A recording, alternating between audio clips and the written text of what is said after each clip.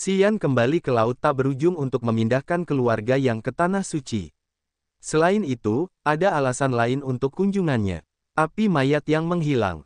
Api mayat yang menghilang berada di peringkat terakhir di antara api surga.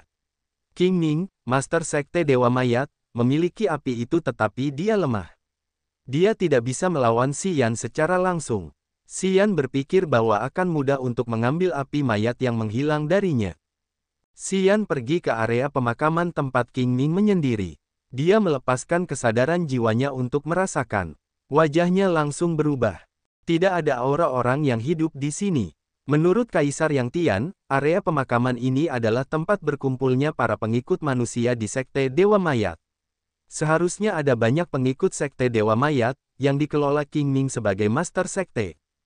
Namun, kesadaran jiwanya hanya bisa merasakan ki mayat yang padat. Aura yang merasuki area itu jahat dan suram. Itu adalah fluktuasi khusus dari para budak mayat. Alisnya saling bertautan. Dia berjalan di sekitar area pemakaman. Memang, dia menemukan banyak budak mayat yang baru saja diciptakan. Mereka tidak memiliki kesadaran, hanya tergeletak di tanah yang dingin dan keras. Pakaian mereka tampak lusuh seolah-olah angin telah membuat mereka lelah. Kulit mereka bersinar dengan cahaya berpendar yang aneh. Setelah energi aura bumi dan langit berubah, aura itu dipenuhi dengan yin qi dan mayat qi, jatuh dari langit seperti tetesan air hujan, berhamburan di mayat-mayat. Jauh di bawah tanah di area pemakaman, yin qi dan mayat qi bercampur menjadi satu. Kabut hijau gelap menyebar, menutupi mayat-mayat yang baru terbentuk. Yin qi, mayat qi, dan energi bumi dan langit telah bercampur menjadi satu, menciptakan benang-benang hijau yang dapat diamati dengan mata telanjang, merayap di kulit mayat-mayat. Kemudian, mereka bergerak dalam lintasan khusus, memasuki mayat-mayat. Setelah itu, benang-benang hijau itu menyatu dengan tulang dan daging mereka dan mulai meningkatkan fungsinya. Fluktuasi yang dahsyat datang dari suatu tempat jauh di dalam area pemakaman. Energi di langit menghujani ke suatu arah seperti hujan lebat. Xian mengangkat alisnya, wajahnya dingin. Dia langsung menghilang. Pola-pola aneh yang tak terhitung jumlahnya merayap di peti mati kuno. Sinar-sinar energi aneh masuk ke dalam peti mati seolah-olah seperti sarang ular spiritual. Peti mati itu kemudian memancarkan aura iblis yang dingin yang mengganggu jiwa-jiwa. Kesadaran jiwanya bergerak cepat seperti arus listrik melalui peti mati. Xian mendengus, mengayunkan lengannya. Sinar-sinar cahaya yang tak terhitung jumlahnya menjerat tutup peti mati dan dengan marah mengangkatnya. Ki mayat meluap dari peti mati, memperlihatkan tubuh King Ming yang menggeliat. Dia tampak pucat tanpa vitalitas. Pupil matanya yang hijau dan menyeramkan menatap Xian. "Kau bukan dia," Xian mencibir, mengangguk ke mayat itu. "Sepertinya King Ming telah jatuh ke dalam perangkap jahatmu." "Ya, tidak apa-apa. Bahkan jika kau tidak mengambil tindakan, aku akan melakukannya." "Baiklah, karena kau telah membawanya pulang, kita bisa bicara sekarang." "Muahahaha, apa yang ingin kau bicarakan?" Api mayat yang menghilang memancarkan senyum dingin dan jahat. Api hijau di dalam pupil wajah yang terdistorsi itu melesat keluar. Di luar area pemakaman, lebih dari 10 budak mayat baru perlahan bangkit, mengelilingi Xian. Setiap budak mayat memancarkan cahaya hijau tua. Lebih dari 10 sinar saling terjalin, menutupi Xian seperti jaring laba-laba. Gelombang ki mayat yang padat meluas. Tampaknya membentuk formasi pemurnian mayat yang besar dan kuno. Xian ingin berbicara, tetapi sekarang dia harus mengubah wajahnya menjadi ekspresi yang lebih dingin. Dia bisa merasakan ki mayat bergulung ke arahnya dari mana-mana, menciptakan formasi pemurnian mayat besar yang ajaib, yang memengaruhi laut kesadaran dan jiwanya. Api itu mulai menggerogoti tubuhnya, mencegahnya menggerakkan ki esensinya. Ini adalah formasi 9 revolusi pemurnian mayat dari klan mayat. Di zaman kuno, klan mayat telah menggunakan formasi ini untuk memurnikan makhluk hidup menjadi sesama mereka dan memperbudak mereka. Api penghilang mayat setenang pemburu yang licik dan berpengalaman. Setelah mengatur semuanya, ia berkata dengan santai. "Aku tahu kau memiliki api dingin es. Sayang sekali, kau tidak menyatukan jiwamu dengannya. Api itu berperingkat di atasku, tetapi telah rusak parah. Ia tidak sekuat aku sekarang. Muahahaha, biarkan aku membawamu." Api penghilang mayat tertawa jahat. Gugusan simbol rahasia klan mayat berkilauan di pupil hijau tua lalu melesat keluar seperti cahaya bintang ke arah budak mayat di luar sana. Setelah budak mayat menerima kekuatan api penghilang mayat, mereka menjadi gelisah. Fluktuasi jiwa magis berdesir dari kepala mereka yang tenang seolah-olah mereka baru saja bangkit dari kematian. Ini benar-benar perdukunan. Formasi pemurnian mayat besar dibentuk oleh aura mayat dari 10 budak mayat. Namun, ketika 10 mayat ini terbangun, formasi itu lengkap. Kemudian dapat melepaskan aura jiwa yang mengikis, yang menutupi Xian. Aliran ki mayat yang mengikis menjeratnya seperti tali kasar. Aura formasi pemurnian memengaruhi laut kesadarannya. Ki mayat telah memasuki laut kesadarannya, mengaduknya seolah-olah akan berubah. Di laut kesadarannya, aliran ki mayat mulai melarutkan laut kesadarannya. Itu akan mengikis jiwa inang Xian. Tiba-tiba, 5 iblis dunia dalam menyerbu keluar dari tempat yang dalam di laut kesadarannya. Mereka kemudian dengan marah menelan semua ki mayat. Wajah Xian tidak berubah. Api yang membara menyembur keluar dari tubuhnya. Pori-porinya menjadi sangat panas. Dia tampak seperti gunung berapi yang meletus, membakar ki mayat yang menyerbu menjadi asap putih. Roh bela diri bintangnya bergerak. Panah Dewa Biduk Besar diaktifkan. Busur biduk besar dipadatkan di depan Xian, dia memasang panah biduk besar, menambahkan kekuatan api dan energi kesadaran jiwanya. Panah biduk besar melesat di kehampaan, menyeret ekor api yang sangat panjang.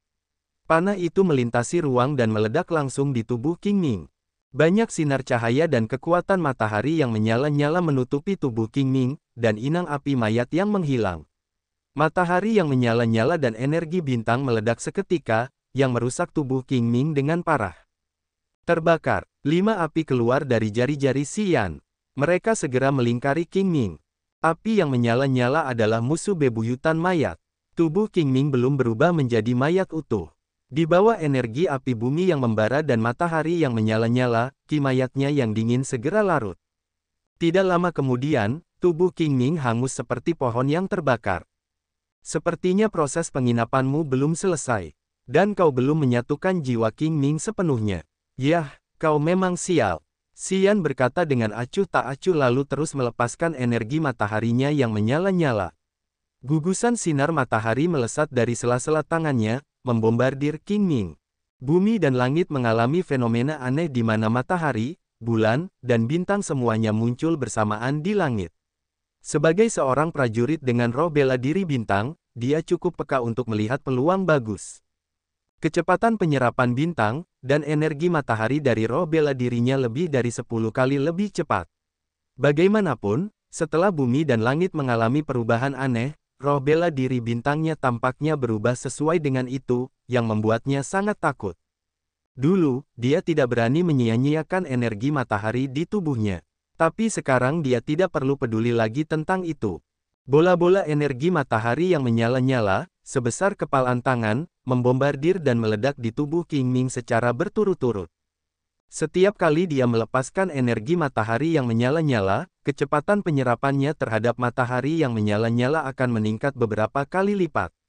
Energi yang telah dia konsumsi segera terisi kembali, mengembun menjadi matahari kecil di dalam hatinya. Dalam penginderaan yang samar-samar, dia tahu bahwa roh bela diri bintangnya telah berevolusi. Namun, sayangnya, dia tidak tahu bagaimana mereka menilai roh bela diri bintang, atau perbedaannya setelah itu berkembang. Raungan-raungan, 5 iblis itu meraung, membubung keluar dari laut kesadarannya. Mereka tampak seperti 5 tornado abu-abu yang terbang ke arah yang berbeda untuk menghadapi budak mayat yang hanya memiliki kecerdasan mereka. Xian tersambar petir. Ia bisa merasakan beberapa perubahan di laut kesadarannya. Pada saat yang sama, suara retakan yang jelas dan tajam bergema dari cincin pembuluh darah di jarinya seolah-olah ada penghalang yang telah rusak. King Ming terbakar menjadi abu. Api hijau suram, sebesar telapak tangan, terbang keluar dari tubuh King Ming. Cincin pembuluh darah itu menembakkan sinar 5 warna, menciptakan sangkar yang memenjarakan api hijau itu, perlahan-lahan menyeretnya ke arah cincin itu. Apa itu? Tidak, tidak. Api mayat yang menghilang itu ketakutan. Ia terus-menerus melepaskan fluktuasi jiwa dalam upaya untuk melarikan diri. Namun, di bawah cahaya cincin pembuluh darah, ia tidak bisa mendapatkan apa yang diinginkannya. Cincin itu perlahan menariknya menjauh. Tak lama kemudian, api mayat yang menghilang itu menghilang ke dalam cincin pembuluh darah. Xian tersambar petir dengan keras. Ia segera merasakan aliran ingatan membanjiri otaknya. Sekte Dewa Mayat. Gunung Mayat dan Laut Mayat duduk di tengah tumpukan tulang putih, membuka mulut mereka untuk menghirup cahaya berpendar dari tulang-tulang itu, wajah mereka puas. Tulang-tulang putih itu tampak seperti batu giok dengan cahaya berpendar yang berkilauan. Tulang-tulang ini memiliki yin qi yang padat. Masing-masing dari mereka raksasa, panjangnya sekitar 30 meter. Jelas, mereka bukan dari manusia. Tidak seorang pun tahu di mana Gunung Mayat dan Laut Mayat mengambil tulang-tulang itu. Sementara mereka menghirup cahaya berpendar, tubuh mereka memancarkan kabut putih samar, yang berfungsi seperti jaring yang mengumpulkan yin qi di langit. Lebih dari 1000 budak mayat mengelilingi Gunung Mayat dan Laut Mayat. Mereka semua memiliki wajah serius seolah-olah mereka semua memiliki kecerdasan. Sekitar 10 budak mayat berdiri paling dekat dengan Gunung Mayat dan Laut Mayat. Mereka mengenakan baju besi seputih salju, yang terbuat dari batu giok aneh. Mereka membentuk sebuah kelompok. Kelompok lain yang terdiri dari 10 budak mayat sedang berdiskusi satu sama lain, menggunakan bahasa yang aneh. Mereka semua memiliki ekspresi terkejut. Ketika mereka melihat Gunung Mayat dan Laut Mayat, mereka penuh dengan rasa hormat. Kelompok yang terdiri dari hampir 1000 budak mayat ini, pada saat bumi dan langit berubah, telah memperoleh kebijaksanaan mereka. Jalan evolusi kehidupan mereka telah terbuka. Tiba-tiba, Gunung Mayat dan Laut Mayat tampaknya merasakan sesuatu. Mereka berdua tersentak di tengah tumpukan tulang putih. Mereka mengerutkan kening, melihat ke arah umum. Itu dermawan kita. Ya, itu dia. Kita harus mencarinya. Oke, Gunung Mayat dan Laut Mayat bertukar beberapa ucapan lalu terbang keluar, melesat seperti kilat menuju area pemakaman tempat Xian berdiri. Banyak budak mayat yang berdiri di dekat tumpukan tulang raksasa melepaskan fluktuasi jiwa mereka, menyerap energi dari tulang-tulang putih itu. Sementara para budak mayat menyerap energi dari tulang-tulang putih, energi dalam tubuh mereka mulai berubah. Kecerdasan mereka meningkat. Para budak mayat itu mulai memahami bahasa sederhana, dan mereka dapat berbicara satu sama lain. Tampaknya, pada saat mereka terbangun, mereka telah berubah menjadi semacam bentuk kehidupan bermutu tinggi. Teknik pemurnian ilahi api surga. Aliran memori dari cincin pembuluh darah membanjiri otak Xian. Anehnya, itu adalah teknik kuno, yang memurnikan api surga. Itu disebut pemurnian ilahi api surga. Pemurnian api surga menyatukannya untuk membuat api kehidupan. Api ini dapat menerangi jiwa untuk menciptakan jiwa asli. Teknik pemurnian ilahi api surga sangat mendalam dan misterius, dikembangkan sejak lama sekali di zaman kuno. Meskipun dia memiliki panduan teknik yang lengkap, dia tidak dapat mempelajarinya sendiri. Dia tidak tahu bagaimana melakukannya. Selain api surga, teknik ini membutuhkan 3 bahan utama dan lebih dari 10 campuran. Dia telah mendengar tentang lusinan bahan tambahan itu, tetapi dia tidak pernah tahu tentang 3 bahan utama. Yaitu kayu penyihir petir, air ilahi jiwa darah, dan sumsum kristal 5 elemen. Arus listrik dari memori itu meluap dari cincin pembuluh darah ketika penghalang di dalam cincin itu rusak. Itu tidak berbeda dari rampage atau segel kematian dan kehidupan. Teknik pemurnian ilahi api surga pernah terlintas di kepalanya, lalu menjadi segel jiwa, jatuh ke tempat terdalam dalam ingatannya. Kecuali jiwanya terbakar, dia tidak akan pernah melupakannya. Meskipun dia mendapatkan teknik untuk memurnikannya, tanpa api surga, bahan-bahan utama dan bahan-bahan pembantu, dan pemahaman tentang makna teknik tersebut, semuanya hanya akan tinggal dalam pikirannya. Xian mengevaluasi situasi dalam diam. Dia tidak bisa menahan diri untuk tidak menggelengkan kepalanya, tidak ingin terlalu banyak berpikir. Hanya mengumpulkan 9 api surga akan memakan waktu yang tidak diketahui, dan dia belum pernah mendengar tentang 3 bahan utama. Tiba-tiba, Xian menemukan bahwa jalan yang telah dipilihnya adalah jalan yang tak berujung. Namun, teknik pemurnian ilahi api surga ini mengingatkannya pada satu kata, jiwa asli. Pada saat ini, dia tidak tahu apa itu jiwa asli. Dari pengetahuannya, dia tahu bahwa setelah para pejuang alam roh memasuki alam dewa sejati, mereka dapat menciptakan jiwa dewa. Tetapi dia belum pernah mendengar tentang jiwa asli, dan apakah itu terkait dengan jiwa dewa atau tidak. Xian merenung sejenak, lalu berhenti memikirkannya. Ia membiarkan pikirannya tenggelam ke dalam Blood Vein Ring.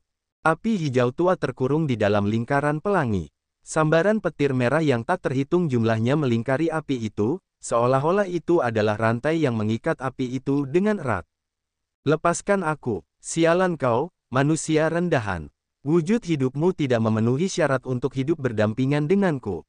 Fluktuasi jiwa Course Vanishing Flame sangat kuat. Ia berteriak dan mengancam dengan cemas dengan amarah yang membara. Xian menjadi dingin. Aliran jiwanya membentuk hantu untuk melihat api di Blood Vein Ring. Lebih baik kau tetap di sini. Tunggu sampai kau tenang dan puas dengan nasibmu, baru kita bicara. Harum, wujudku rendah. Aku tidak tahu seberapa tinggi dirimu. Jangan mengoceh dan kehilangan mukamu. Sementara dia berbicara dengan api hijau, api dingin es dan api bumi mendekat tanpa suara dari sudut lain cincin pembuluh darah.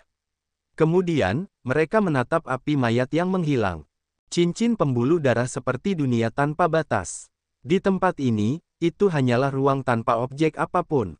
Namun, jika cincin pembuluh darah menginginkannya, ia dapat menciptakan pemandangan yang berbeda untuk mencapai tujuannya. Cincin pembuluh darah telah menaklukkan api mayat yang menghilang sepenuhnya. Tidak peduli seberapa keras ia berjuang, api itu tidak akan pernah bisa lepas.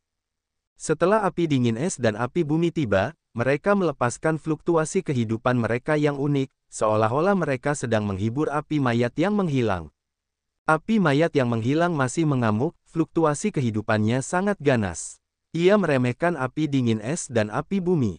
Jiwa Xian mengamati situasi di dalam cincin pembuluh darah untuk sementara waktu. Setelah ia dapat memastikan bahwa api mayat yang menghilang tidak dapat melarikan diri, ia menarik jiwanya. 5 siluet abu-abu kabur itu melesat dari tempat yang jauh, memasuki laut kesadarannya. 5 iblis dunia batin adalah yang diciptakan oleh energi negatif. Tanpa disadari, mereka memiliki aura masa lalu yang brutal dan sangat besar, yang memberinya perasaan aneh bahwa mereka telah hidup selama bertahun-tahun. Aura 5 iblis meningkat secara signifikan, dan fluktuasi jiwa mereka yang aneh menjadi lebih kuat. Sayangnya, kebijaksanaan mereka tidak banyak berubah.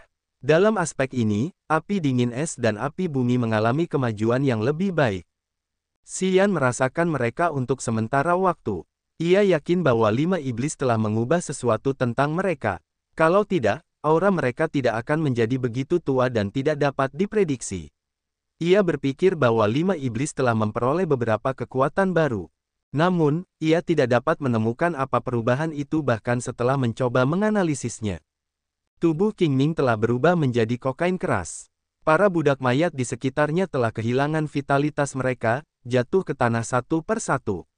Bahkan ki mayat dingin di tubuh mereka telah menghilang.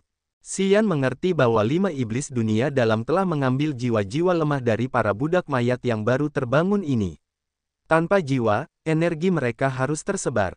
Dia samar-samar merasa bahwa setelah setiap kali 5 iblis dunia dalam menyerap energi aneh, mereka akan mengalami beberapa perubahan. Namun, itu tidak begitu jelas. Kali ini, 5 iblis memiliki aura kuno, seolah-olah mereka telah mengumpulkan kekuatan dari zaman kuno. Ini sangat mengejutkannya. Dia hanya tahu bahwa 5 iblis adalah salinan jiwanya, yang diciptakan dengan memurnikan emosi negatif. Mereka terhubung dengan jiwanya, dan jiwanya dapat mengendalikan mereka. Saat 5 iblis menjadi lebih kuat, jiwa inangnya akan diuntungkan. Namun, 5 iblis menjadi cukup kuat untuk menindas inangnya bukanlah sesuatu yang ingin dia lihat. Jadi, dia diam-diam memperhatikan. Merasakan sejenak, dia menemukan bahwa 5 iblis tidak dapat mengancamnya. Akhirnya, dia menjadi tenang. Swosh swosh swosh. 2 siluet dengan ki mayat yang tebal terbang melintasi langit yang cerah seperti kilat. Xian melepaskan kesadaran jiwanya sambil tersenyum dan berdiri di tempatnya. Tidak lama setelah itu, gunung mayat dan laut mayat turun dari langit, berdiri dengan mantap di depannya. Dermawan. Setelah laut mayat dan gunung mayat tiba, mereka sedikit membungkukkan tubuh mereka, meletakkan satu tangan di dahi mereka dan tangan lainnya di dada mereka. Mereka menyambutnya dengan etiket yang tidak biasa ini. Xian terkejut, melihat kedua Raja Mayat ini, matanya tercengang. Gunung Mayat dan Laut Mayat mengenakan pakaian dan aksesoris perak cerah. Pakaian mereka tampak seperti terbuat dari debu tulang karena berkilauan. Ki mayat yang tebal dan suram keluar dari mereka. Titik-titik cahaya berpendar terlalu banyak, membasahi pakaian mereka seperti tetesan minyak. Dia fokus merasakan untuk sementara waktu.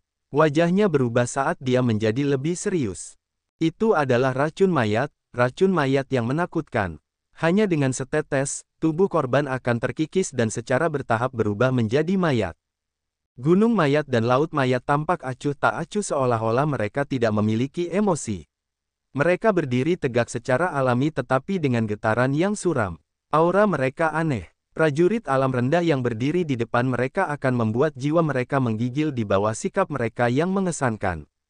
Karena Xian memiliki kekuatan ruang dalam kesadaran jiwanya, dia dapat merasakan fluktuasi jiwa orang lain dengan lebih cepat dan lebih tepat.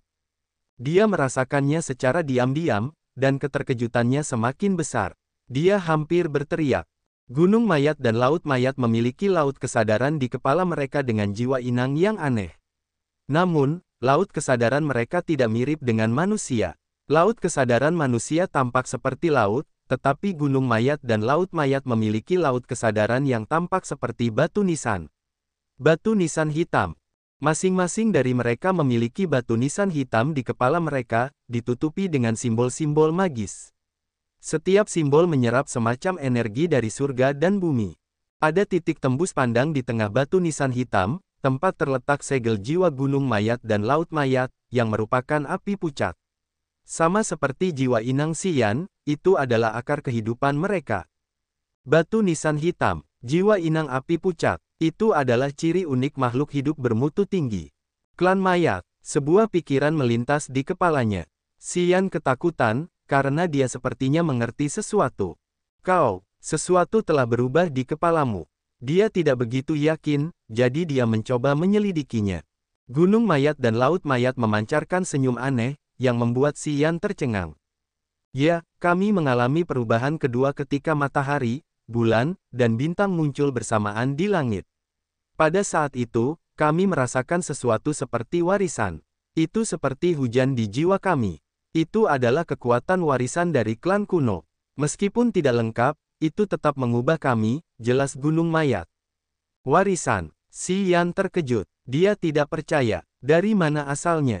Aku tidak tahu. Itu tampaknya berasal dari energi surga dan bumi. Aku tidak dapat mendefinisikannya. Gunung Mayat ragu-ragu. Kemudian, dia melanjutkan, ini adalah warisan klan Mayat. Warisan ini memiliki beberapa rahasia dan teknik kultivasi klan. Menciptakan batu nisan kehidupan dan jiwa mayat adalah teknik dasar yang dikultivasikan klan Mayat. Xian ketakutan. Warisan klan Mayat kita tampaknya tersembunyi di suatu tempat antara langit dan bumi. Setelah langit dan bumi berubah, warisan itu menciptakan fluktuasi memori yang dapat diterima setiap anggota klan Mayat. Semakin kuat anggota klan Mayat, semakin banyak warisan yang dapat kita terima. Setidaknya, kita dapat menggunakan fluktuasi memori itu untuk mendapatkan kesadaran dan menjadi anggota klan Mayat secara resmi. Gunung Mayat memberitahu Xian rahasia yang membuatnya berubah warna. Xian ketakutan. Warisan yang turun dari langit, menyampaikan rahasia dan kekuatan Upanishad klan Mayat yang dapat membangkitkan budak mayat dan menjadikan mereka anggota klan Mayat. Warisan itu bahkan dapat membantu Raja Mayat seperti Gunung Mayat dan Laut Mayat mengolah batu nisan kehidupan. Warisan macam apa itu? Dari mana asalnya? Pertanyaan-pertanyaan melayang di kepala Xian saat dia takut dengan rahasia yang diceritakan Gunung Mayat kepadanya. Selain mayat, apakah ada hal lain juga? Lagi pula, seberapa besar efek yang dibawa oleh perubahan langit dan bumi kali ini? Xian tiba-tiba merasa tidak aman. Dia dengan enggan merasa semuanya berada di luar harapannya. Dermawan, kami punya tempat yang mungkin menarik bagimu. Laut Mayat tiba-tiba berkata. Dia tidak tergagap lagi. Tempat yang menarik. Xian mengangkat alisnya, diam-diam waspada. Kamu bisa ikut dengan kami. Tempat itu cukup aneh. Laut Mayat memimpin dan terbang menuju pusat sekte Dewa Mayat. Dermawan, ada sesuatu yang bisa membantumu, kata Korsmon. Lalu dia mengikuti Korsi. Si Yan curiga. Dia ragu-ragu sejenak, lalu terbang menuju arah umum Sekte Dewa Mayat. Markas besar Sekte Dewa Mayat terletak di Pulau Angin Dingin, yang memiliki yin qi dingin dan qi mayat tebal, sangat cocok untuk memurnikan mayat. Ada celah ruang sempit dan panjang di sudut barat daya pulau itu. Cahaya melesat cepat di dalam celah itu, saat aura lama yang membusuk dari zaman abadi terpancar darinya. Tidak jauh dari celah ruang itu ada tumpukan tulang putih raksasa. Tulang-tulang itu tampak seolah terbuat dari batu giok putih, sebening kristal dan seputih salju. Fluktuasi energi beriak dari mereka. Ratusan anggota klan mayat yang baru terbentuk mengelilingi tulang-tulang itu, menyerap energi dari mereka. Mereka benar-benar menikmatinya. Si Yan melotot, tetapi dia tersentak ketakutan di dalam hatinya. Tulang terpendek sekitar 10 meter, dan yang terpanjang puluhan meter panjangnya. Mereka tampak seperti batu giok putih yang indah. Tidak seorang pun tahu berapa lama mereka telah berada di sana, tetapi energinya masih ada di tulang-tulang itu. Ini tidak dapat dipercaya. Kami berdua telah mengumpulkan tulang-tulang ini dari tempat itu, Gunung Mayat menunjuk ke celah angkasa. Ada begitu banyak tulang di dalamnya. Semuanya besar sekali. Butuh waktu lama bagi kami untuk memobilisasi tulang-tulang itu. Energi di tulang-tulang ini berguna bagi kami. Kami dapat menyerapnya secara langsung. Si Yan mengangguk pelan. Setiap tulang putih itu memiliki pancaran dan aliran aura yin yang kuat. Anggota klan mayat dapat menyerapnya dan mengubahnya menjadi qi mayat di tubuh mereka. Si Yan melihat celah angkasa. Dia merenung sejenak lalu bertanya, bisakah kita langsung ke sana? Gunung Mayat dan Laut Mayat mengangguk, lalu masuk ke celah tepat di depan Si Yan. Si Yan terkesima. Dia terkeker lalu masuk. Langit di sana berwarna merah darah. Banyak kerangka raksasa berserakan di sana-sini. Ruang ini memiliki banyak tanda-tanda pertempuran sengit. Aura berat menekan turun dari langit, sekuat gunung. Di bawah tekanan yang mengintimidasi ini, Si Yan tidak dapat terbang, seolah-olah ada kekuatan misterius yang mengikatnya. Ini adalah ruang yang aneh. Kerangka-kerangka raksasa ada di mana-mana. Sebagian besar dari mereka hancur, dengan banyak bintik abu-abu di atasnya. Tidak ada fluktuasi energi yang berasal dari mereka. Ada beberapa tulang seputih salju, yang masih memiliki fluktuasi energi yang lemah. Berjalan di antara kerangka-kerangka raksasa dan melihat tanah merah tua, yang tampak seperti noda darah kering di bawah kakinya, Si Yan lebih tercengang. Ini adalah medan perang kuno. Sebagian besar kerangka di sini berasal dari binatang buas. Si Yan telah berjalan sekitar 1000 meter sebelum dia melihat kerangka binatang yang panjangnya lebih dari 500 meter.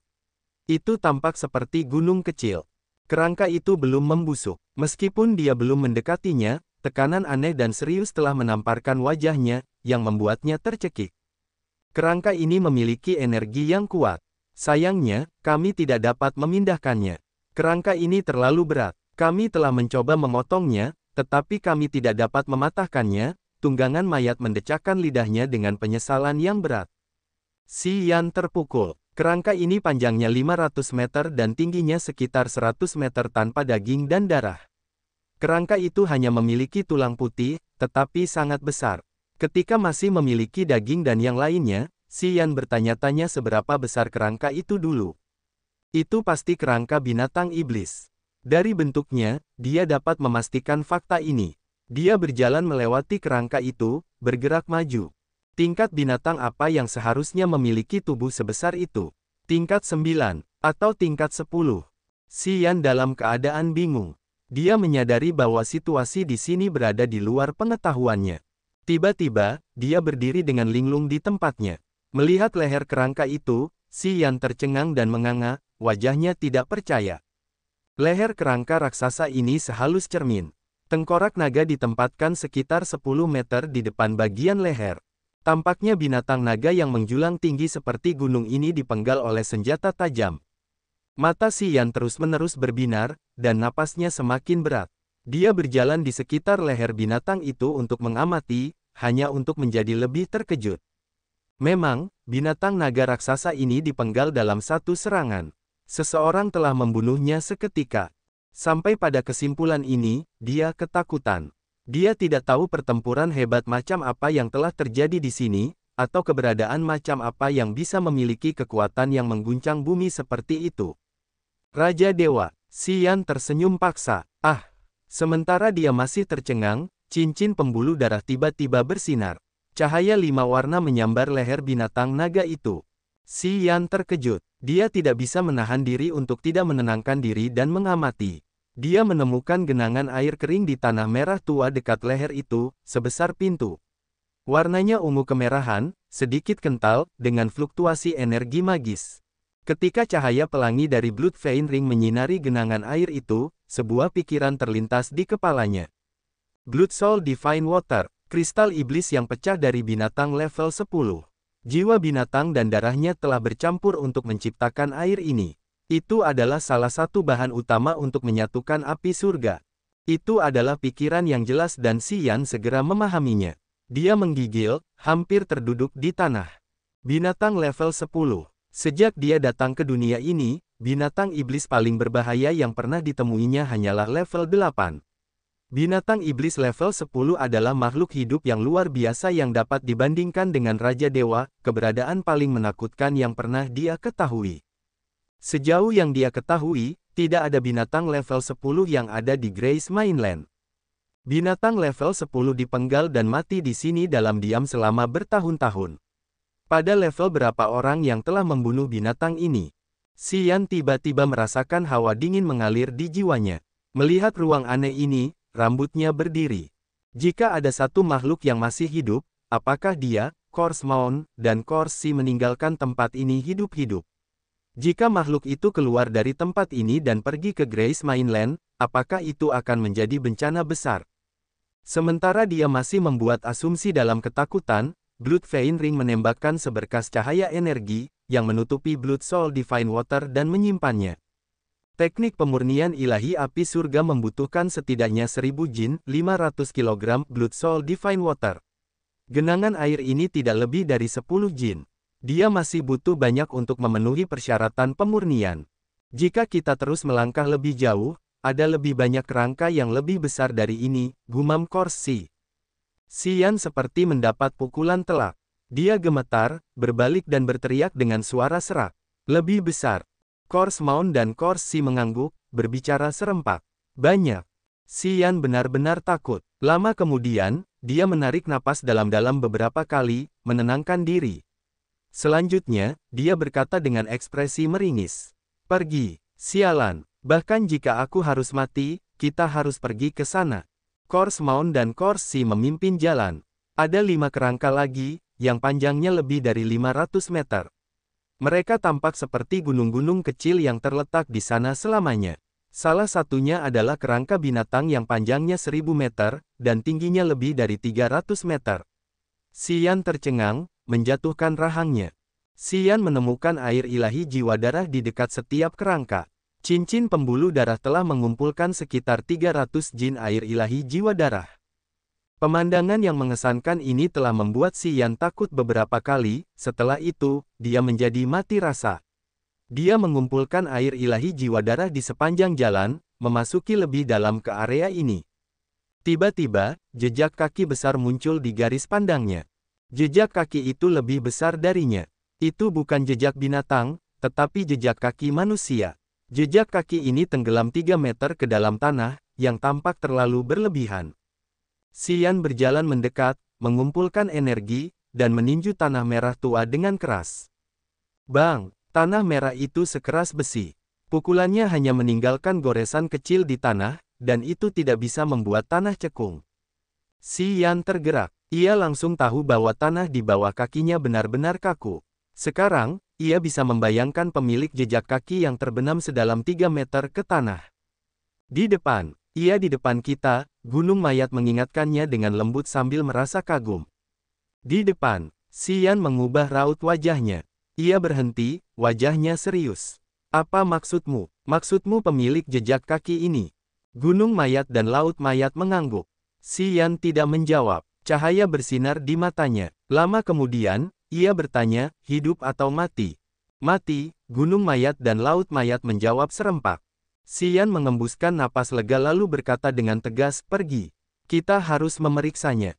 Seorang pria yang sudah mati, tidak peduli betapa hebatnya ia saat masih hidup, tidak dapat memberikan ancaman lagi. Xian telah melewati beberapa kerangka raksasa lainnya dan mengumpulkan sedikit air ilahi jiwa darah. Ia dan gunung mayat, laut mayat akhirnya tiba di sebuah gunung yang retak. Gunung itu tingginya beberapa ribu meter, tetapi terputus. Puncaknya sehalus batu giok. Cahaya emas berkilauan, melepaskan gelombang aura berat. Cahaya emas dan aura berat tidak berasal dari gunung ini, tetapi dari raksasa emas yang duduk dengan rapi di gunung. Bahkan jika raksasa ini sedang duduk, tingginya sekitar 10 meter. Dia tidak memiliki darah atau daging, tetapi kerangka emas. Cahaya emas yang berkilau itu berasal dari tulang-tulangnya. Itu adalah kerangka yang lengkap. Setiap tulang seolah-olah terbuat dari batu giok emas, dengan energi emas beriak di dalamnya. Tidak ada fluktuasi jiwa yang datang dari raksasa emas ini. Sebuah manik emas seukuran kepalan tangan ditempatkan di tengkorak emas, yang ditutupi dengan kitab suci kuno yang misterius. Gelombang energi samar bergelombang dari kitab suci di manik-manik itu. Sekilas, raksasa emas itu ditutupi lingkaran emas, seolah-olah dia terbuat dari emas. Aura berat dan kuno menyebar darinya. Xian berdiri di kaki gunung, menghadap ke atas untuk melihat kerangka emas raksasa itu. Dia ketakutan. Klan raksasa. Karena dia telah mengetahui tentang klan raksasa di zaman kuno, dia telah membayangkan seperti apa orang-orang dari klan raksasa itu. Dari kerangka ini, ia dapat membayangkan seperti apa fisik dan kekuatan yang dimiliki anggota klan raksasa pada zaman itu. Di antara 10 klan purbakala, klan raksasa memiliki bentuk fisik terkuat. Ras ini memiliki kekuatan bawaan yang luar biasa. Sejak lahir, mereka akan mulai melatih tubuh mereka. Mereka dapat menghancurkan gunung dengan tangan kosong. Klan raksasa memiliki populasi terkecil di antara 10 klan purbakala, tetapi mereka adalah yang terkuat. Kerangka raksasa ini telah duduk di sini selama bertahun-tahun. Jiwanya segera musnah, tetapi energinya masih ada di tulang-tulangnya. Jika dia masih hidup, seberapa kuat dia adalah sesuatu yang tidak berani dibayangkan Xian. Mungkin dia telah membunuh binatang buas yang tangguh di tempat ini. Sebuah pikiran terlintas di kepalanya. Xian tersadar saat dia panik. Air ilahi jiwa darah terkondensasi dari darah dan jiwa binatang buas level 10 setelah 10.000 tahun menetap. Mampu membunuh binatang buas level 10, dia seharusnya menjadi ahli alam Raja Dewa. Mungkin, dia berada di langit kedua atau ketiga alam Raja Dewa. Keberadaan ini hanya ada dalam legenda, yang telah diceritakan orang satu sama lain dari generasi ke generasi. Mereka tidak pernah muncul di Grace Mainland. Melihat kerangka emas berkilau dan manik emas aneh itu, dia tahu dia telah menemukan harta karun, tetapi dia kesal, dia tidak tahu bagaimana mengambilnya. Gunung mayat dan laut mayat berdiri di sampingnya, menatap raksasa emas itu dalam diam. Mereka baru saja menerima warisan klan mayat belum lama ini, pengetahuan mereka tentang zaman kuno tidak sebanyak Xian. Mereka tidak tahu pentingnya di balik semua ini, jadi mereka tidak bisa memberinya referensi yang berguna. Xian menggaruk kepalanya dengan gelisah. Dia memaksakan senyum, menatap raksasa emas di puncak dan manik emas misterius itu, sementara otaknya bekerja keras untuk menemukan metode untuk mengambil manik itu. Tiba-tiba, dia melihat cincin pembuluh darah di jarinya, matanya cerah. Cincin pembuluh darah dapat mengubah fungsi air ilahi jiwa darah menjadi gelombang memori dan memberikannya kepadanya. Mungkin itu bisa melakukan hal yang sama untuk memberinya deskripsi terkait tentang raksasa emas itu dan maniknya. Dengan pikiran itu, dia diam-diam mengangkat lengannya, mengarahkan cincin pembuluh darah ke kerangka emas itu. Dia mengumpulkan jiwanya dan mengirimkannya ke cincin itu. Cincin pembuluh darah tetap diam untuk sementara waktu. Tiba-tiba, benda itu memancarkan cahaya pelangi sekali lagi, menutupi kerangka emas dan manik-manik itu. Kerangka emas. Seorang anggota alam Raja Dewa dari klan raksasa. Cairan jiwa emas, harta langka yang dapat mencuci jiwa inang dan memurnikannya. Itu dapat meningkatkan kepekaan. Itu adalah gelombang memori lain yang tercetak di kepalanya untuk menggambarkan asal-usul dan ciri-ciri raksasa emas dan cairan jiwa emas. Yang disebut kerangka emas adalah kerangka anggota klan raksasa yang telah mencapai alam Raja Dewa. Tulang-tulang seluruh tubuh mereka berubah menjadi warna emas, yang datang dengan kekuatan prestise terbesar. Kerangka emas adalah ciri unik dari klan raksasa di alam Raja Dewa. Para ahli di alam ini, bahkan jika mereka terbunuh dan daging mereka membusuk, kerangka emas mereka tidak akan membusuk seiring waktu. Setelah 10.000 tahun, itu masih mempertahankan rona emas dengan gelombang energi aneh. Cairan jiwa emas adalah fitur esensi yang dipadatkan oleh jiwa para ahli klan raksasa di alam ini setelah mereka terbunuh. Klan raksasa di zaman kuno itu istimewa. Klan ini selalu menegakkan keadilan. Mereka semua murah hati dan jujur. Tidak ada anggota klan raksasa yang punya rencana jahat. Mereka semua orang baik, terlahir untuk menjadi orang baik. Itulah sebabnya Tuhan menyukai ras ini. Anggota klan raksasa dapat merasakan kekuatan alam lebih mudah daripada ras lain. Agak aneh di sini, klan ini tidak memiliki anggota dengan hati yang licik. Mereka semua jujur. Namun, ketika sampai pada titik di mana mereka paling membutuhkan kebijaksanaan, saat memahami kekuatan Upanishad, mereka mendapatkan kebaikan Tuhan dengan keunggulan besar ini. Di zaman kuno, klan raksasa baru saja mendapat pahala dari surga tinggi karena menegakkan keadilan. Ketika para ahli alam Raja Dewa dari klan raksasa binasa, jiwa mereka akan lenyap ke bumi dan surga. Namun, keunggulan mereka dalam mempelajari kekuatan Upanishad dapat dikondensasikan menjadi bentuk cair untuk dipertahankan. Itu adalah cairan jiwa emas. Cairan jiwa emas ini digunakan untuk memurnikan jiwa inangnya. Itu dapat membantu makhluk memiliki keuntungan ajaib untuk memahami kekuatan surga dan bumi dari klan raksasa, yang meningkatkan kecepatan memahami makna kekuatan tersebut. Bahkan jika itu di zaman kuno, cairan jiwa emas adalah harta yang diimpikan semua orang, hal yang hanya dapat mereka temui secara kebetulan, harta yang sangat berharga di dunia ini. Setelah ingatan tentang kerangka emas dan cairan jiwa emas bergerak untuk sementara waktu di kepala Xian, dia mendapatkan pemahaman yang mendalam tentang fitur-fitur klan raksasa. Matanya cerah, menatap kerangka emas di puncak gunung. Napasnya menjadi berat. Ragu-ragu sejenak, dia duduk bersila. Dia hanya menyarankan gunung mayat dan laut mayat, lalu mencoba menggunakan teknik yang baru saja diterimanya untuk mengumpulkan cairan jiwa emas. Cairan jiwa emas berada di dalam manik emas, dan dia tidak bisa menyentuhnya secara langsung dengan tangannya atau harta apapun. Kalau tidak, cairan itu akan lenyap begitu saja, kembali ke langit dan bumi. Dia hanya bisa membiarkan jiwa inangnya memasuki manik emas dan mencucinya di sana untuk menerima kemampuan khusus dari klan raksasa. Sebelum Xian melakukan operasi ini, dia sedikit ragu. Dia kemudian memanggil pemburu hantu, iblis perang, Dewa Roh Kudus, dan Raja Serangga Setan, mengirimkan pikirannya kepada mereka sebelum melepaskan jiwa inangnya. Jiwa inangnya meninggalkan laut kesadarannya. Hantu seorang pria mungil perlahan terbang menuju cairan jiwa emas di gunung. Tekanan berat yang keluar dari kerangka emas tampaknya tidak terlalu memengaruhi jiwa inangnya. Xian terbang, merasakan aura kuno yang sangat besar. Tak lama kemudian, dia sampai ke tengkorak kerangka emas itu. Jiwa inangnya melayang sebentar, lalu memasuki manik emas. Perasaan yang luar biasa membanjiri jiwanya. Jiwanya terasa seperti disublimasikan. Lapisan kabut menutupinya. Cairan jiwa emas telah mencucinya, dan jiwa inangnya menjadi sangat jernih secara ajaib. Kepekaannya terhadap kekuatan langit dan bumi menjadi lebih akurat. Pemahamannya tentang kekuatan Upanishad tampaknya mencapai tingkat paling mendalam dari sifat sebenarnya dari kekuatannya. Jiwa inang tetap berada di dalam manik emas, dan cairan jiwa emas membasahi dan memurnikannya. Tak lama kemudian, jiwa inangnya menerima kemampuan pemahaman ajaib. Namun, apakah itu kekuatan ruang angkasanya atau teknik bela diri? Ia membutuhkan situasi khusus untuk memicunya, yang akan memberinya kesempatan untuk waktu pemahaman baru. Pada saat ini, Golden Soul Fluid telah memberinya kemampuan pemahaman magis, tetapi dia tidak memiliki kesempatan untuk mencobanya. Xian merasa sangat kesal. Kemampuan magis yang diberikan Golden Soul Fluid kepadanya memiliki batas. Jika terus seperti ini, dia akan membuang-buang waktu dan efek Golden Soul Fluid.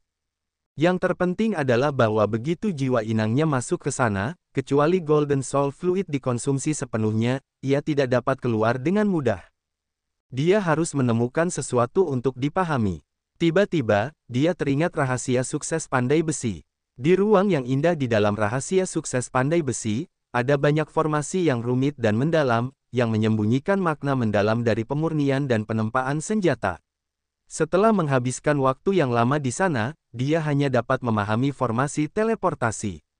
Selain itu, dia tidak berani mencoba formasi harta karun pemurnian hebat lainnya. Namun, situasi yang dia alami sekarang unik.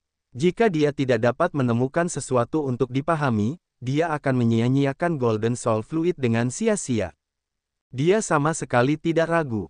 Dia memadatkan aliran kesadaran jiwa, langsung memasuki rahasia sukses pandai besi. Itu ajaib dan tidak dapat dijelaskan. Formasi kuno yang sebelumnya dia anggap misterius dan rumit tiba-tiba menjadi jelas. Menghabiskan sedikit waktu dalam formasi yang indah, dia bisa mendapatkan fitur dasar, struktur, dan prinsip gerakan energi dalam formasi itu. Tiba-tiba, dia menemukan bahwa formasi misterius dalam rahasia sukses pandai besi adalah penerapan kekuatan khusus Upanishad. Proses pemurniannya adalah menggunakan bahan-bahan untuk mengukir sifat semacam kekuatan di bumi dan surga dan untuk melakukan kekuatan asli dari kekuatan itu. Dia sangat gembira, jiwanya menggigil seolah-olah dia telah menemukan harta karun. Dia fokus sepenuh hati, seolah-olah setiap formasi adalah hidangan yang baik untuk jiwanya yang sedang dia nikmati. Ada lusinan formasi dalam rahasia sukses pandai besi. Setiap formasi dapat diukir pada harta karun rahasia untuk meningkatkan kekuatannya. Beberapa formasi dapat mengumpulkan ki spiritual surga dan bumi, sementara yang lain dapat menggunakan angin, petir, atau guntur untuk menyerang. Ada juga formasi yang dapat menciptakan ilusi yang tidak dapat dihindari orang. Selain formasi yang tak terhitung jumlahnya, ada ratusan metode penempaan dengan ribuan teknik tertulis yang unik. Setiap teknik dapat meningkatkan formasi atau digunakan selama proses pemurnian untuk memaksimalkan kemampuan harta karun. Harta karun rahasia diklasifikasikan menjadi 5 tingkatan, termasuk mortal, misteri, spirit, secret, dan divine. Setiap tingkatan memiliki 7 tingkatan yang berbeda. Rahasia sukses pandai besi tidak memuat teknik untuk memurnikan harta karun kelas fana, misteri, dan roh. Buku ini hanya berisi deskripsi sederhana mengenai teknik-teknik dasar tersebut. Teknik-teknik yang difokuskan adalah memurnikan dan menempa harta karun rahasia kelas suci dan kelas ilahi. Buku ini menjelaskan dengan jelas cara mengumpulkan jiwa, dan cara menambahkan campuran ke dalam harta karun. Buku ini bahkan memuat teknik untuk mengolah roh dan jiwa. Tingkatan kelas suci dan kelas ilahi diperkenalkan dengan cukup jelas. Buku ini berisi deskripsi lengkap mengenai perbedaan antara berbagai tingkatan dan tingkatan harta karun rahasia, dan bahkan trik-trik sederhana untuk membedakan harta karun kelas suci dan harta karun kelas ilahi. Buku ini berisi lusinan formasi, ratusan metode penempaan dan pemurnian, lebih dari 10.000 teknik tertulis, tingkatan harta karun rahasia, berbagai tingkat pemanasan api yang digunakan, detail-detail kecil dalam memurnikan harta karun, dan apa yang harus diperhatikan selama proses pemurnian dan penempaan, Semua pengetahuan yang berhubungan dengan seluruh kehidupan kultivasi seorang pandai besi disajikan dalam rahasia sukses pandai besi ini. Pada saat ini, Si Yan akhirnya mengerti bahwa buku lama rahasia sukses pandai besi yang diambilnya dari negeri asing adalah seluruh esensi kehidupan seorang pandai besi kelas ilahi. Dia tidak tahu bagaimana waktu berlalu ketika dia berada di dalam buku itu. Dia telah menggunakan cairan jiwa emas untuk tenggelam ke dalam lautan pengetahuan dan memahami Upanishad pemurnian. Dia telah membuat metode pemurnian menjadi tanda-tanda yang dalam di kepalanya. Swosh swosh swosh. Rahasia sukses pandai besi berubah menjadi asap dan menyebar, tidak meninggalkan jejak. Setelah waktu yang lama, jiwa Inang Xian terbang keluar dari manik emas, kembali ke tubuhnya. Dia bahagia. Melihat rahasia sukses pandai besi lenyap, dia tidak merasa sakit atau sedih. Dia memiliki pemahaman yang baik tentang Upanishad pemurnian rahasia sukses pandai besi. Tentu saja, dia mengerti bahwa buku ini adalah harta karun khusus. Itu telah menunjukkan segalanya sebagai ruang nyata, yang bergabung dengan semua jenis formasi. Ketika seseorang telah mengalami setiap formasi dari awal hingga akhir, rahasia sukses pandai besi akan menghilang. Rahasia sukses pandai besi adalah warisan dari seorang pandai besi kelas dewa, yang telah mencatat seluruh pengalaman hidupnya dalam memurnikan dan menempa harta karun rahasia. Ketika seseorang memiliki warisan tersebut, rahasia sukses pandai besi tidak perlu ada lagi. Manik emas di dalam tengkorak kerangka emas telah berubah menjadi warna coklat tua, dan cairan jiwa emas terkuras. Meskipun Xian tidak pernah menempa senjata, berkat rahasia sukses pandai besi, dia sekarang menjadi pandai besi yang hebat, bahkan lebih hebat dari tim Keda di lembah perkakas berharga. Warisan yang ia peroleh adalah buku teks asli dari pandai besi kelas ilahi. Jika ia dapat mengumpulkan cukup banyak bahan, ia bahkan dapat memurnikan senjata ilahi. Penglihatannya telah melebar setelah pengalaman ini. Melihat kerangka binatang buas yang tersebar di mana-mana di tempat ini, napasnya menjadi pendek dan berat, sementara matanya menjadi cerah. Ada harta karun di mana-mana. Di tempat aneh ini, berserakan kerangka-kerangka binatang buas yang tangguh. Setiap tulang seputih salju mengandung fluktuasi energi. Tulang-tulang itu bisa menjadi bahan utama harta karun rahasia. Dia hanya perlu menemukan beberapa bahan pembantu dan dia bisa memurnikan harta karun itu. Mata Xian berbinar saat dia melihat begitu banyak kerangka binatang raksasa dari jauh. Senyum memenuhi wajahnya. Namun, hal yang membuatnya lebih gembira adalah sumsum emas di dalam kerangka emas raksasa itu. Sumsum emas dari kerangka emas adalah ramuan terbaik untuk merawat tubuh. Memurnikan sumsum emas dan kemudian direndam dalam cairan itu, seorang prajurit bisa memiliki kerangka ulet raksasa emas, yang keras seperti besi atau batu. Alasan mengapa kerangka emas memiliki rona emas adalah karena sumsum emas. Namun, secara misterius sulit untuk memurnikan sumsum emas. Dan, itu membutuhkan nyala api yang menyala-nyala pada saat yang sama. Xian memiliki api bumi, yang cukup cocok untuk memurnikan sumsum emas dari tulang. Dia menentukan metodenya, lalu memberitahu iblis perang dan pemburu hantu. Dia meminta gunung mayat dan laut mayat untuk tinggal sementara dia pergi ke gunung yang hancur itu sendirian. Jiwa kerangka emas di gunung itu telah tersebar, tetapi tekanan yang dilepaskannya masih berat. Dia harus menahan tekanan itu terus-menerus sepanjang jalan menuju puncak gunung. Ketika dia telah mencapai kaki kerangka itu, dia menyadari bahwa dia begitu kecil. Dibandingkan dengan pria raksasa yang duduk rapi di sana, dia seperti reptil. Xian menyipitkan mata untuk mengamati. Dia mengeluarkan penghancur langit dan menggali parit di sekitar kerangka emas itu. Batu gunung ini keras. Ketika pedang sucinya bekerja di atasnya, suara denting bergema. Tak lama kemudian, sebuah parit bundar terbentuk dengan usahanya di bawah kaki kerangka emas. Menutup matanya dan merasakan fluktuasi energi di dalam kerangka emas, Xian menjadi gembira, wajahnya gembira. Xian memanggil api bumi dan menunjuk kerangka emas, mengirimkan pikirannya. Selimuti dia, bakar dia perlahan-lahan untuk merangsang sumsum emas di tulangnya, lalu arahkan ke parit ini. Oke, jawab api bumi. Selanjutnya, berubah menjadi banyak api merah menyala seperti awan yang diwarnai oleh matahari terbenam, menyelimuti kerangka emas raksasa itu. Bagi makhluk hidup seperti api bumi, volume besar tidak berarti kekuatan yang kuat. Bentuk api mereka dapat berubah sesuai dengan situasi, tetapi kekuatan mereka tetap tidak berubah. Kekuatan inti murni api bumi adalah api yang sebesar kepalan tangan. Namun, jika ingin melepaskan api yang ganas, ia selalu dapat mengembangkan api murninya ke bentuk yang lebih besar dan lebih panas. Api merah tampak seperti lava yang bergulung-gulung. Api itu telah menutupi seluruh kerangka emas dengan aura panas yang kuat. Xian memasang ekspresi serius saat ia mengumpulkan kekuatan di tubuhnya. Ia membuat berbagai segel tangan ajaib, yang kemudian berubah menjadi garis-garis cahaya, mengenai kerangka emas. Untuk mengekstrak sumsum emas, selain api surga, ia perlu menggunakan metode khusus untuk melunakkan tulang emas. Jika ia tidak memiliki kebijaksanaan pandai besi kelas ilahi itu, ia tidak akan pernah mencapai langkah ini. Namun, itu adalah hal yang mudah baginya saat ini. Ribuan simbol dan kitab suci aneh berubah menjadi lingkaran cahaya berpola berbeda, terbang menuju kerangka emas. Setelah 3 hari, kabut emas mulai keluar dari kerangka emas. Cairan emas mulai bergerak di dalam tulang dan merembes melalui celah-celah, mengalir ke dalam parit yang telah digali Xian sebelumnya. Tetesan pertama cairan emas terang jatuh ke dalam parit, membawa fluktuasi energi ajaib yang aneh bersamanya. Tetesan hujan emas yang aneh jatuh, dan parit itu tampak seperti dibor, memperlihatkan lubang kecil yang dibor. Mata Xian berbinar, dan senyum di wajahnya melebar. Dia mengerahkan usahanya untuk melancarkan lebih banyak teknik. Setetes sumsum emas dapat menembus tanah yang keras seperti itu.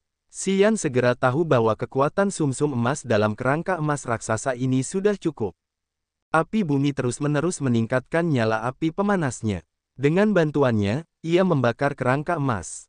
Tetesan sumsum emas merembes melalui celah-celah tulang tanpa henti, jatuh ke dalam parit. Tidak lama kemudian, aliran emas samar muncul di parit itu. Pada saat yang sama, karena kehilangan sumsum emas, tulang-tulang emas yang cemerlang itu berangsur-angsur berubah menjadi putih keabu-abuan dengan bintik-bintik gelap. Tulang itu tampak membusuk dengan cepat. Energi sumsum emas telah mempertahankan rona emas yang mulia dari kerangka itu. Tanpa sumsum emas, kerangka anggota klan raksasa akan memperlihatkan bentuk aslinya. Xian menyaksikan tetesan sumsum emas jatuh ke dalam parit dengan mata cerah, hatinya menari-nari dengan gembira. Akhirnya, ketika semua sumsum emas dimurnikan dari kerangka seorang anggota klan raksasa, kerangka itu berubah menjadi kerangka putih abu-abu raksasa. Tekanan berat itu hilang. Kerangka itu duduk di sana dengan postur yang membusuk, seolah-olah akan runtuh kapan saja. Xian memperhatikannya sebentar. Dia mengerutkan kening, lalu mendesak energinya untuk menciptakan tangan besar, mengangkat kerangka putih abu-abu dan membawanya ke kaki gunung. Setelah kehilangan sumsum emas, kerangka itu menjadi lebih ringan, jadi tidak menghabiskan banyak energinya. Dia menggunakan pikirannya untuk mengendalikan pedang dewa untuk menggali kuburan besar di dekat gunung. Dia meletakkan kerangka berkarat ini ke dalam makam. Akhirnya, pria ini bisa beristirahat dengan tenang. Karena dia telah mengambil cairan jiwa emas dan sumsum emas dari kerangka ini, dia menghargai dan bersyukur untuk itu. Itulah sebabnya dia menguburnya. Setelah Xian mengatur kuburan dengan benar, dia tersenyum, berjalan ke parit yang dipenuhi dengan sumsum emas. Dia merasa seperti telah jatuh ke kolam lava.